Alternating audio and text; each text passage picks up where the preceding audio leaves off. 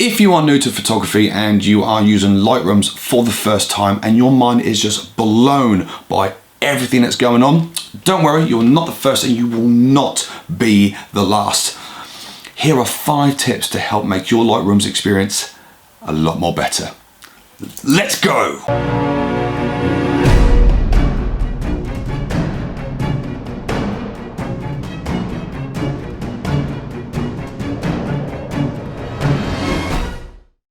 Hey, and what's up everybody? Welcome back to Ben and Media. I am super excited to have you back here today. Now, we are going to dive back into Lightrooms. This is a program that I use practically every single day. There is not a photograph that I send out into the big wide world, either on my Instagram, on my Facebook, or even to a client without it going through this software first. And I'm going to show you 5 quick little tips that I have learned throughout the years to make this workflow better. So let's dive straight in with the first tip. For you and me, it's gonna be a fine. Quick disclaimer, I don't know if these are the exact names for what I'm showing you, but that's fine. I will go through these, and the first one that I'm going to call is a slider resetter. Now, when you're going through your photographs, you can sit there and you can play with the sliders, you can go up and down, and you're trying to figure out what looks best and what looks better, and all of a sudden you're like, nope, don't like it, I need to reset everything. Now, of course, you can go down and hit the reset button, but of course that resets everything. Every single one of your sliders, it even does the crop, resets back to how you brought the photograph into Lightrooms in the first place. You don't need to do that. If there is one particular slider that you're not happy with, for example, I'm not happy with the exposure. I think right there, that's too exposed, but I don't know how to bring it back. Just head over to the Word and double click and it will bring that slider back to 0. But as you can see, all of your other sliders are exactly the same. They haven't been touched. And it just gives you the freedom now just to play with the exposure. And you can do that multiple times. If you want to reset the exposure, or if you want to reset the shadows, or you want to reset the texture, just double click on it and it goes back to 0, leaving everything else exactly how it was. Nice easy tip. Swiftly moving on to number 2.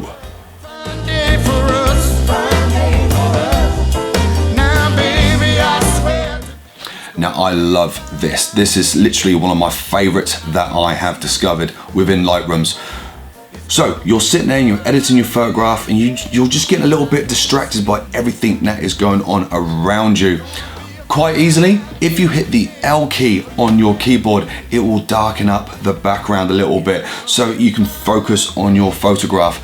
And if you hit it again, boom, it completely blacks out everything. It lights out, turns the lights out, and you can focus on your photograph and your photograph alone.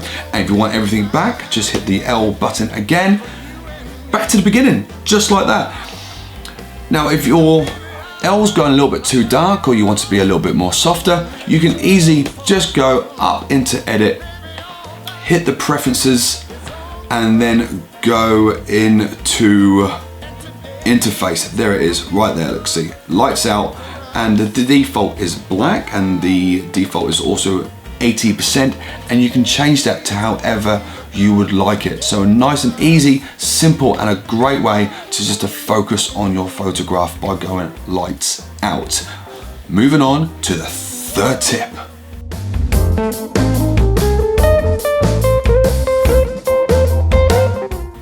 Now, this one might not be obvious, but trust me, it makes a huge difference. It can turn a good photograph into a brilliant photograph, and it's just simply leveling out your horizon.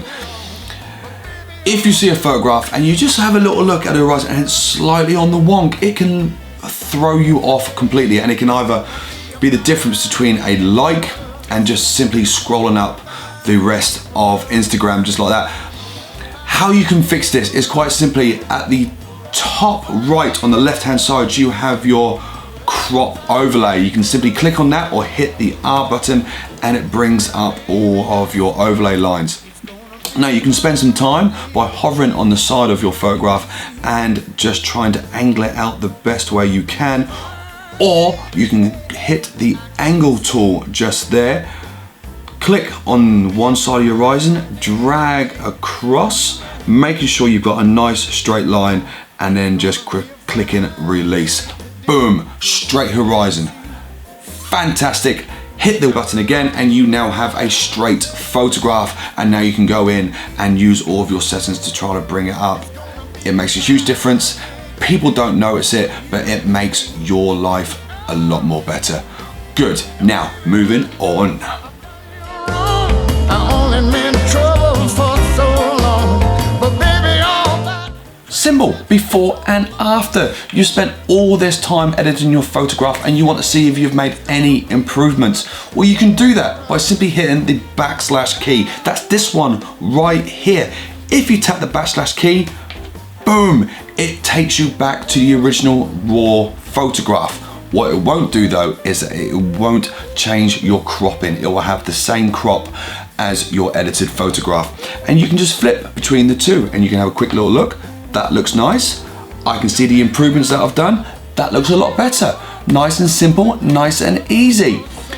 If you're someone like me and you want to see your photographs side by side and you can see the edits and the changes that you've made, hit the Y key on your keyboard and you'll get a side by side look of a before and after of your photograph. And if you're doing landscape, hit the Alt and Y key and you'll get top and bottom to use all the space on your screen. And then just simply hit the Y key or Alt or Y key to bring it back to your photograph again. But again, nice and simple, nice and easy, one key stroke, boom, straight in like that. And we are moving on to my last tip.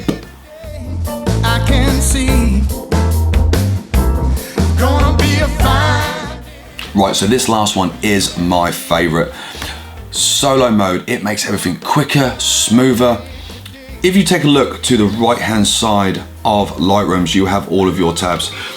Now, you can spend a lot of time just simply going up and down, make an adjustment, up again, making another adjustment. To make this easier for you, if you just simply right click on one of your tabs, you will see right there, solo mode. Click on the solo mode. What that simply does is that it allows you to open one tab at a time. So once you are finished with the basics, if you just scroll down, go into curve, it closes up the other tab. You can go down to effects, it closes up the other tab again. So it makes everything a lot more smoother, a lot more quicker, and you're not spending a lot of time going up and down. And there we go. That is it. We are done. Those are my 5 tips to help you navigate yourself around Lightrooms to make it easier, quicker, and better to use. If you've learned something, please let me know in the comments below. Say a massive thank you. If you feel there's something that I've missed out or something that I should add to some tips, tell me. Please comment below. Tell me. I'm always willing to learn just as much as I'm always willing to help people learn too. Also, if you notice, I've started to use music in my videos. So if you are a singer, songwriter, or a band and you would like to send me some music so I can play in my videos, comment down below and I will reach out to you and I will give you a shout out and I will send links in my descriptions below. But for the time being, head over to our page, subscribe if you haven't already done, and hit that Lightrooms, hit that bell if that's what you fancy doing. But for the time being, thank you so much for watching this video. Hope you've learned something. I've been Nathan. For now, boom.